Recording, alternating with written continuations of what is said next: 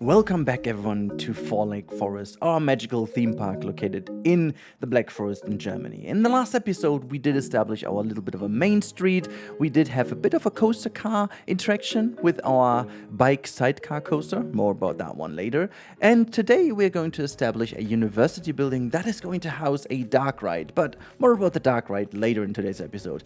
So let's get going and start with actually the lakefront, because I thought, we need to have a bit of a nice ending to that huge plaza that is actually going to be transitioned from the main street into a bit of a bigger plaza area. This whole park, as I've talked about in the last episode, by the way, if you haven't seen the first episode, this is your moment to stop this video, come back later, and first of all, watch the first episode so you have a basic idea what we're doing. But just in short, this is going to be a park very much focused on a very spacious nature-based building approach. So that way we have a huge amount of space available to us, and that is going to be used also by a path and plaza. So I wanted to have still something as a destination for people to go to and have a very much a classic ride at the beginning, and this is a Charoplane that is going to be featured here at the lakefront. You're going to have wonderful views from sitting on it. This time around I really thought about also what you would experience as a person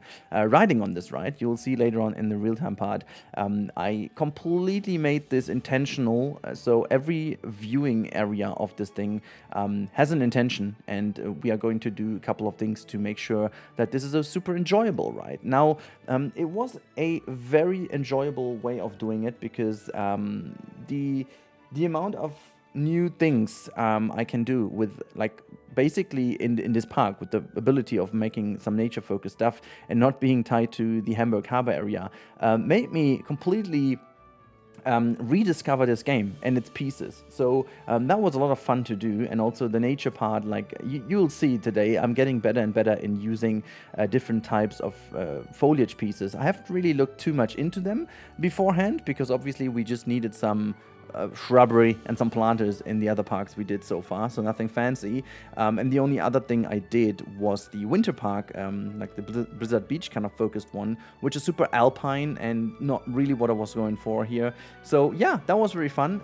And also another thing that just completely worked super fine here, even though I was a bit of struggle at the beginning because I did have the wrong option turned on. That was totally my fault. But having this ability now to have the pathing conforming to the ground makes areas so much more enjoyable to build. It just looks so much better. One thing I need to mention though is last episode you've seen an intro where I used certain art pieces from other creators that built Black Mamba and Disneyland and so on. I've put all the linkies or the share codes I should say, to the different creators down below, so you guys can actually check them out, or actually the names, so you can find them in the workshop, and if you want to enjoy them yourself you can do so. I wanted to do that already in the last episode, but because I was really short on time, I forgot to put them actually in, but obviously I wanted to credit them. It's not my work, so you'll find them down below, just as a little mention here. Now, I was doing another thing here to have a bit of a nice, wonderful lakefront. I'm a big fan of making sure that everything looks nicely tied together, but also gives you a bit of the feeling that certain things, fit in an area that already could have existed. Even though we have said that this is going to be our project fully intentional with a high budget, which means most of the things are completely built only for the theme park. But specifically a lakefront like that over here, I could imagine that it already existed in some sort over here, that you had some kind of old ruins that, like, maybe not ruins, that might be a bit too old-fashioned, but like maybe some old structures that already kind of acted as a viewing area here for the royals in the past or so. So that could have been a thing, for some Grafen or something like that, landlords, whatever. That could be a thing. And, we are in the Schwarzwald region in Germany, the Black Forest, which means there's a lot of history involved. There's a lot of, a lot of nice stuff involved when it comes to these things. You'll see there's a lot more going on. There's a bit of a history lesson also in a later stage of today's video when we talk about the university building, our main centerpiece. This is going to be, actually, I envision it as as a university. The real life counterpart I was basing it on is a bit of a different story, but we'll get to that. Let's focus first of all on the lakefront. Now, this is not only establishing a lakefront per se, but this is also establishing the way how we deal with foliage and nature in our project. You can see I'm trying to do different kinds of walls, and you will see these type of walls all across the park. I'm also putting down some security stuff here and there. I want to really make sure that this is going to be also somewhat realistic. We're also going to hide certain speakers in here. We're going to do this a bit like Disney and so on, where we have certain speakers in, but I don't really have the music sorted quite now, so they're not yet in, but they will be. Now, I also thought, you know what, at the end of this main street, we also need some sort of kind of souvenir shop that is basically like a little pavilion almost only. So I had a lot of fun building that one. It's going to be very detailed for what it is. It's like just like a small shop, but I wanted to use that also to figure out which type of pieces work together nicely. And I did find a couple of very nice pieces that from various sets actually, from the Western set, from the Viking set, from the generic set, but also from the brand new Sorcery pack. They actually all work pretty well together. The textures blend in super nicely, so there's not really that much of a difference, even though I have to say the quality of textures in the brand new pack it's just ridiculously outstanding, honestly, really outstanding. By the way, if you want to know what kind of music this is, if I don't forget, I'm going to put the different titles of the music in the description down below. It is a playlist I created myself from Epedemic Music Sound, which is the music license library I'm using for my videos. I've got an account there. I pay money for that, so I can have licensed, not licensed, but this is royalty-free music from artists who do actually have their music on there and will be paid, I don't know, a generic amount, I guess, for the music they put in these libraries, and so you can use that. Just for those who didn't know, but this is just like a little bit of a thing. So because I had some people commenting this in the last episode, I guess I'll try to put them in so you have an idea. Now you can see this little building over here is also it's a bit of a first here. I think I've never built something too small in the Planet games, but since the ability to scale things, it now did happen. You can see I actually needed to make this building a little bit taller, which again has never happened before, but here we go. I did actually calculate that being actually smaller, which is a bit of a fun one. If you've been around with Planet games since the beginning, you know how weird that is, but it is the way it is. So we also put kind of a little bit of fake souvenir shelves in here where we put a couple of plushies in just for the background, On that topic though, I've seen all your comments in the last episode, and I do agree. As much as I love the new update and as much as I love the Sorcery pack, Frontier could have really done more in order to bring more items to the souvenir shops. I do obviously hope they do. Also, by the way, there's like a little Easter egg here of having some trash there in the bushes, which is something that would realistically happen. And I want to do this way more often. If you're around in the wonderful Discord, Bro Nation, you know how much this is a thing in there, and I love this so much. So in this project, I want to really try to make these things more often, like these little Easter eggs here and there, making sure you have these kind of fun things that you would find in a real theme park. I just like that, But on the topic of nature, you can see, again, I'm trying to establish a couple of things here, getting in and just making sure everything looks nice and having like a nice natural waterfront over here out of some rocks, that is, I'm so happy that we have these recolorable rocks. They do a fantastic job, I gotta admit, in many things, but you can also mix them very nicely with the existing temperate rocks, for example, which we'll do later in today's episode. However, thank you for watching till this point in time, by the way, because this is always super important to have people watching, and this is where I'm gonna tell you a bit of Instant Gaming, our sponsor of the channel. So in case you need a game or a DLC, for example that one, you can find it on Instant Gaming, and most of the times for a great value. They always have discounts on various games. You can also get in-game currencies just like PlayStation money, and I also saw the FIFA coins for a good discount. So link here is always in the description or to the top right now. So grab your games if you want to, and also you do support me directly in buying from my link, you add to my list of sold games, and for a certain amount of games sold, my contract is valid. So that is basically what you help me with, and that's basically it. Now we go into the big one. This is our centerpiece of the park. Well, I should not say of the park overall. We may get a couple more castles in as a little spoiler, because there are just too many nice castles in the Black Forest region that I want to get in here somehow. I want to be a bit more freestyle with the future versions, but this one over here is a very specific one, because there's a building which is called the Rothschild Klinik, which is a hospital, and literally translated that means Red Shield Hospital in a way, which used to be a Jewish kind of hospital, you know, with not that many, or the capacity is actually not that high.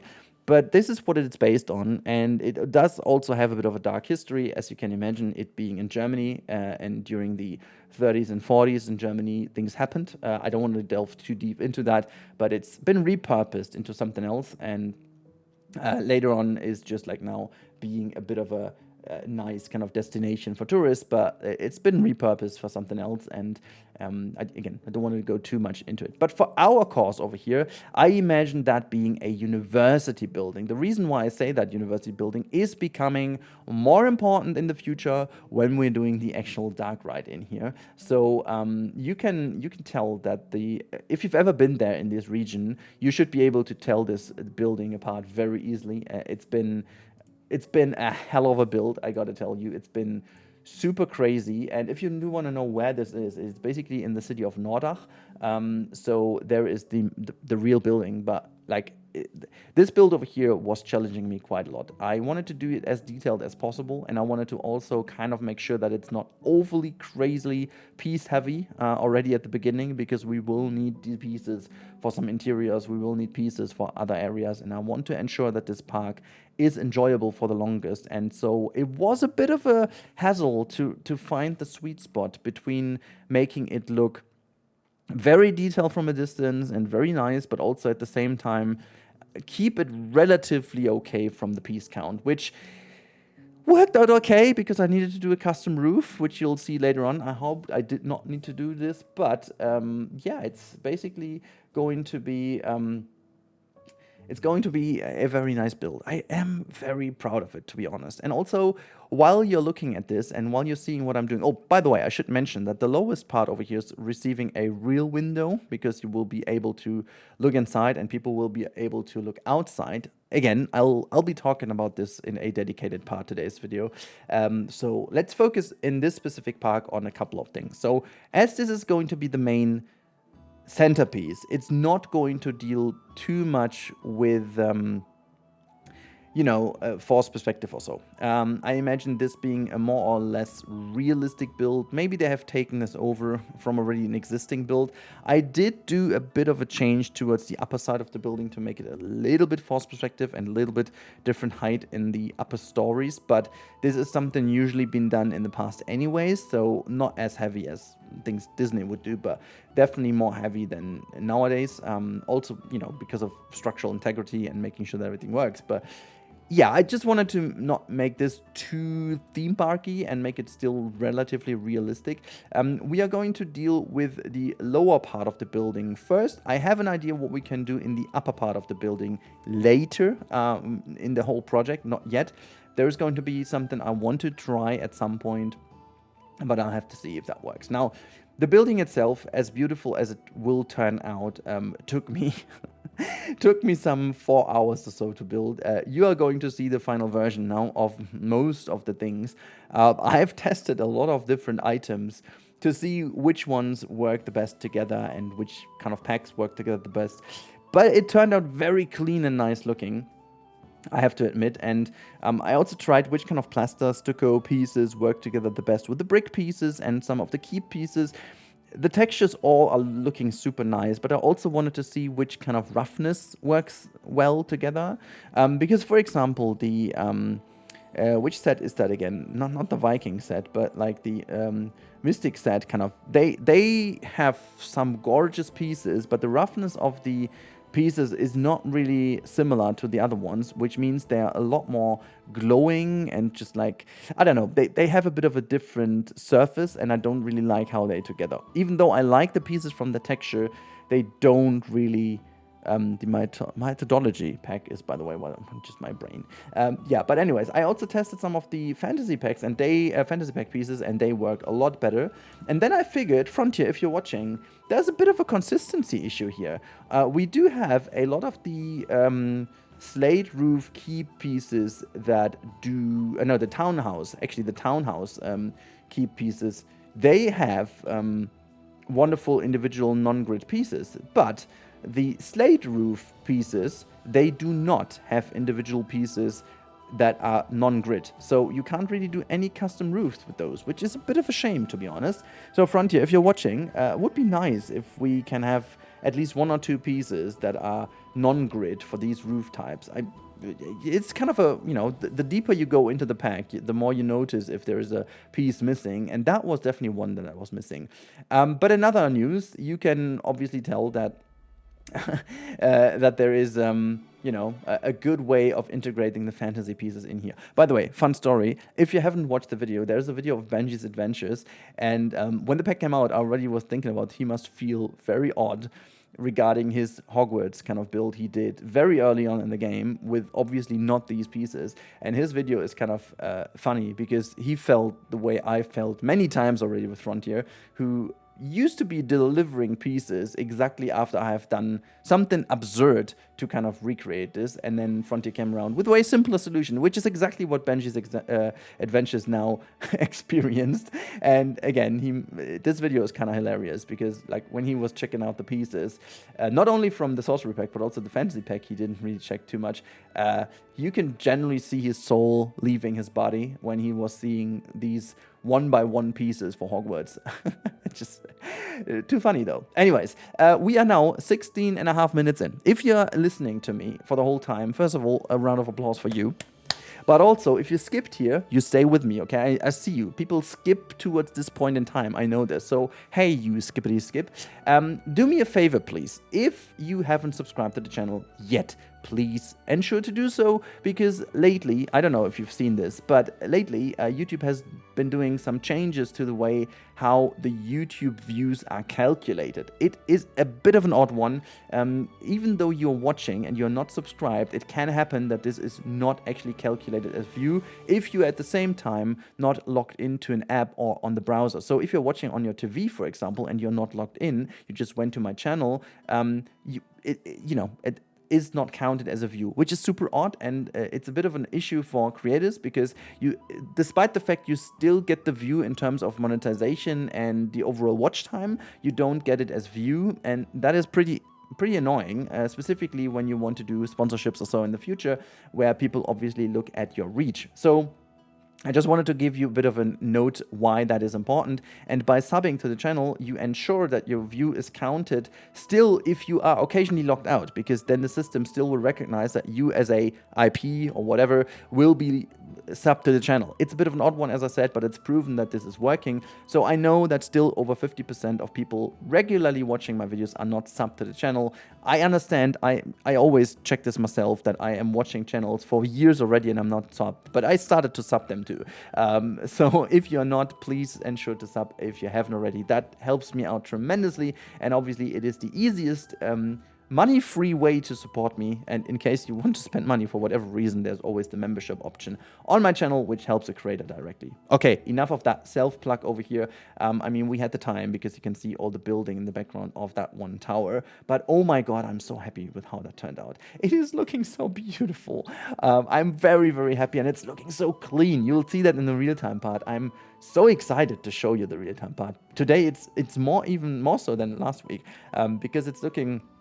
There's like that one, which is going to be the thumbnail anyways, but there's that one viewing angle of this area, which it just leaves me speechless how beautiful this game can look. I'm beyond happy with how this all turned out. And you can really tell that this is this is exactly where this project is going. This is the blueprint of this project from its look, from its cleanliness, and from the way we interact with nature, buildings, and rides, And I've got so many ideas of things that haven't been really done in the game yet.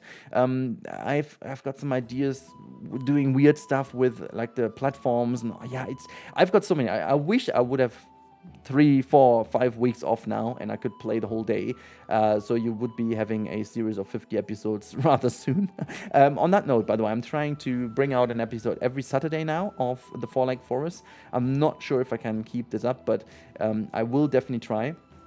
And mix in a couple last episodes of the Hanseatic Dreamland every now and then during the week, and then let's see where we fill the other gaps, because there's so much content at the moment. But I want to give this project a very dedicated space right now and try to upload this every Saturday, so you can tie that into your weekends. Make sure you can follow each and every episode, just to make sure that you exactly know when to expect these videos. Again, no promises that I can always keep this up. Maybe there will be even more at the beginning, because I'm so hyped, as always. But yeah, as always, we do need a bit of a spire over here, and I wanted to go with a bit of a copper kind of turquoise color. Not sure if that makes sense, but this is our custom roof over here. As you can tell, I used the in-game roof to get the kind of stuff right. But yeah, now let's quickly talk about the Darkride. So I've been doing a couple of things to the inside of the house to block off the walls to make it look a bit nicer, but this is just like a temporary fix for making me a bit more aware of how much space I actually have. This is by any means the final result of how it's going to look.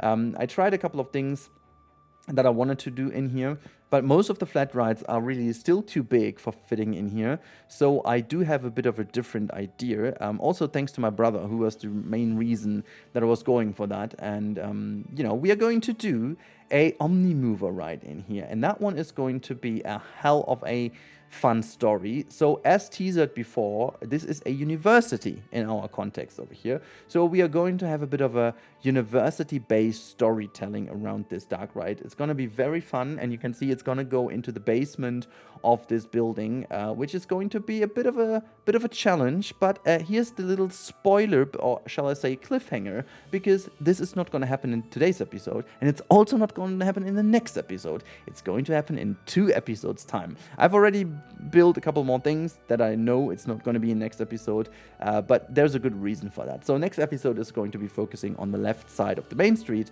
and more of the outsides, which is exactly the next part of the video. We're going to talk about the outside now, because the outside is rather important. And yeah, we are very loosely inspired by Harry Potter over here, like very loosely inspired by some Hogwarts staircases going down. But again, this is all temporary, because I need to figure out what is going to happen on the opposite side of the lake in terms of our theme park, and then this area will be fixed. I was thinking about a nice little gazebo down there and a docking station for some little boats that you could technically rent to go on this little river over here.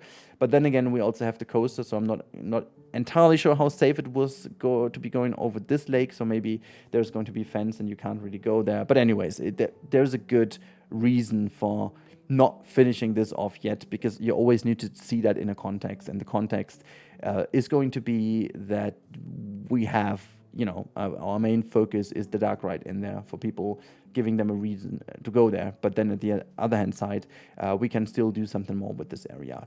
Yeah, I also wanted to do a bit of a custom bridge design over here, which, yeah, I'm okay with it. I'm okay with it for the moment. The reason why I need to just do a bit of a different one over here is relatively simple. This whole bridge needs to fulfill several purposes. It has to kind of give us a bit more space than usual, because the dark ride hopefully is going to be a bit of a nice attraction that draws a lot of people over there. It needs to fulfill the requirements to have people with wheelchair or strollers to be able to pass over, so it can't be that steep, even though it is already relatively steep over here. So I needed to maintain a certain nice angle to ensure that they can still walk up here. And at the same time, I wanted to still make it nice looking. So yeah, there were a couple of challenges to be overcome, but I honestly think that it turned out looking okay enough. There's a bit of repetitiveness in some of the textures. I will change with some decals soon, and also a couple of nice things to the sides. I mean, it's looking super nice later on with all the other things in context. You'll see that rather quickly. It's always when you have like this was a super long building session. I think I was building for, I don't know, 4.5 hours straight. And at the end of the 4.5 hours, you obviously become so much quicker at some point because you're like so in the groove and so nicely in that it just kind of makes so much more sense all of a sudden. Certain things, pieces, you know exactly where to put them, where to click them, and so on. Making sure again that we match the size of the people to really have everything in this project be this time around in nice proportions and not oversized or anything. I want to make that it really feels spacious at one hand, but also cozy and nice on the other hand, because most of the things, and this is another part of the story, most of the things in the Black Forest region would have been built a tad bit smaller than what you have nowadays, because it's history, medieval times also, and so on. People used to be smaller, so these kind of historical buildings oftentimes are smaller overall because people have been smaller. They used to be smaller, so the ceilings and so on didn't need to be that high. It's not really that they love to live cramped or so. It's just like because people were smaller, it didn't feel cramped, you know. So it wasn't usual that people easily get over 1.9 meters or so. But anyways, as this is a theme park, I can't really account for that too often. So yeah, here's a little skip. I also needed to do a bit of work on the coaster footers because they being in the water. I would love also to Frontier to fix that at some point.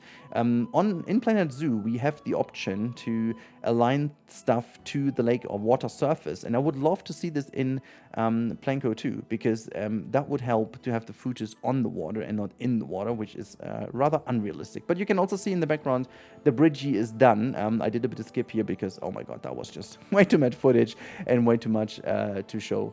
Anyways, I think it's time to move over into the real-time part and show you around how this wonderful area turned out looking. Alright, so let's have a look in-game, and there's the coaster coming, obviously not intended and absolutely not planned. So we can see it going, oh god, it's so good. And there you have it. This is the finished building, our university building here in, or actually on top of the hill, I should say. There's the coaster. You can see all the footers are now correctly placed above water, actually just slightly above water. If water raises, we have an issue, so I may actually put them all a little bit higher up, whatever. We do also have our little sign over here. We need to stand from the correct side. There you can see it. I don't know what's going on with the billboards. I thought I had the correct kind of color mix to, you know, make them appear nice enough, but as you can see, it's still a little bit too bright.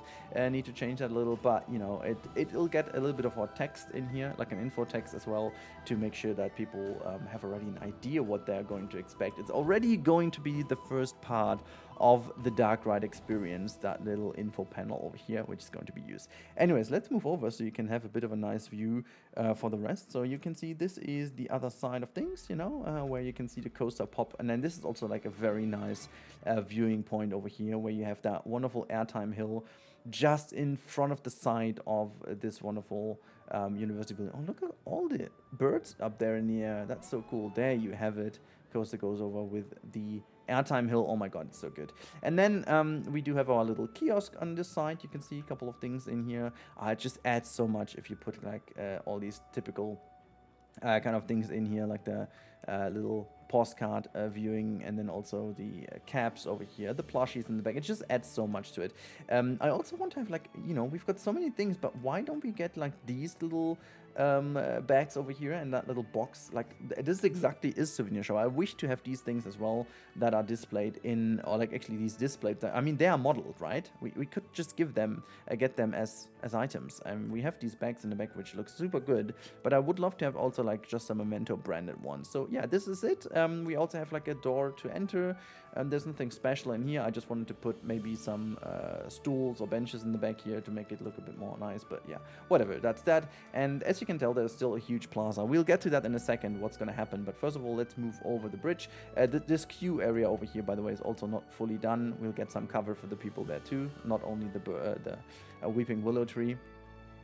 So this whole pathway over here, all is not finished, don't you worry. It's just a placeholder for the moment, making sure that everything is nice. We will kind of do something nice here with the coaster. There's going to be a building in this spot, which is going to be fun. And here you can see the bridge, with a bit of willow hanging through. I should definitely change that a little. But yeah, so this bridge turned out better than I thought. You know, this view over here is much better than I anticipated it to be. And thanks to the new 5 or actually 1 meter, 1 degree rotation ability, it just makes so much more, things so much more easy. And then in here you can have a nice view.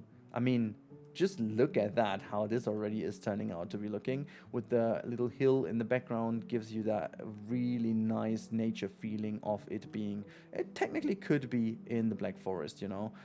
That is so good. I really, really love that. I really love that. You can see the coaster go here over the top hill and then goes in here. I'm going to put like a little break there too, because otherwise that's going to be a bit too harsh. And then we pop out here, having that one coming into that wonderful weird little twisting thing, and then going back to the station. As I said, it's gonna be tight, a tiny bit slower over here. But overall, people have been commenting that this might have been a little bit too harsh, but the value is actually not that bad. The Vmax is 90 kph, which is just slightly above Hagrid's Ride, for example, so not too bad at all. And the Gs everywhere are pretty okay. Nevertheless, I'm gonna change this a tiny bit with a bit of a break, either coming from the lower part, which is typical after the top hat, or in front of the second airtime hill, even though having one in front of the airtime hill is kind of pointless, I guess. So yeah, as we approach here, you can see this will be a bit of a plaza here in front of the Darkride for people to wait outside.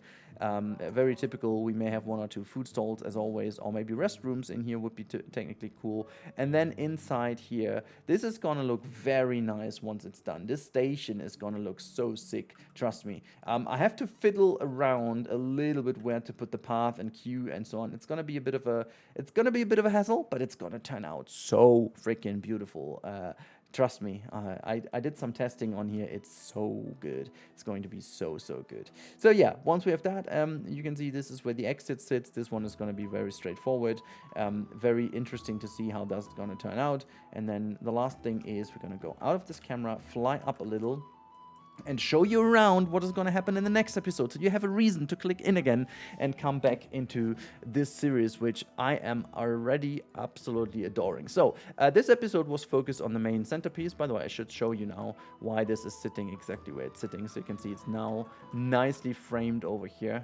And once you enter the park, you already have, look at that, you have this clean view through here. If you look here, you've got that view through here too. If you look through here, it's gonna be blocked a little, that's fine. And over here you have this peak again. So no matter where you walk inside, you will still have this thing as a main focus point. No matter which side of the pathway you're choosing, this thing is going to be in your focus. Now, next episode is going to have to deal with this side. You can see there is already something layouted what we're going to do. This whole coaster is going to receive an entrance. We're going to have a kids ride embedded in here too. We're going to have a restaurant and a souvenir shop alongside this, so it's going to be very packed, very nice, and kind of finishing off our main entrance area, so we can then branch out into further areas of the park, which I can already tell this side of things over here is going to be focused on making sure how to integrate this left-hand side and how to make the transition into the broader area here, which we are staying for the most part on this upper level over here. And once we make our way to this side of the park, this entire lower part will change. I will get in a lot more with the hills and so on to make it even more hilly, even more typical Black Forest. You know, that's going to be a lot nicer, a lot more heavy inspired by the Black Forest. And we may actually put in the space that we still have, which is that back one over here, is going to receive like a very almost like a mountain-ish backside. So maybe I'm going to do this next episode. Oh, by the way, this is where the little cascade is I had in the last intro. This is just like a little bit of a test. I think it turned out beautiful, but there were a couple of more things I want to do, like with the mist over here. It all looks very beautiful. So we will have more of that in the future. That was just me testing around. But yeah, so I really do hope you guys appreciated today's episode. I certainly did.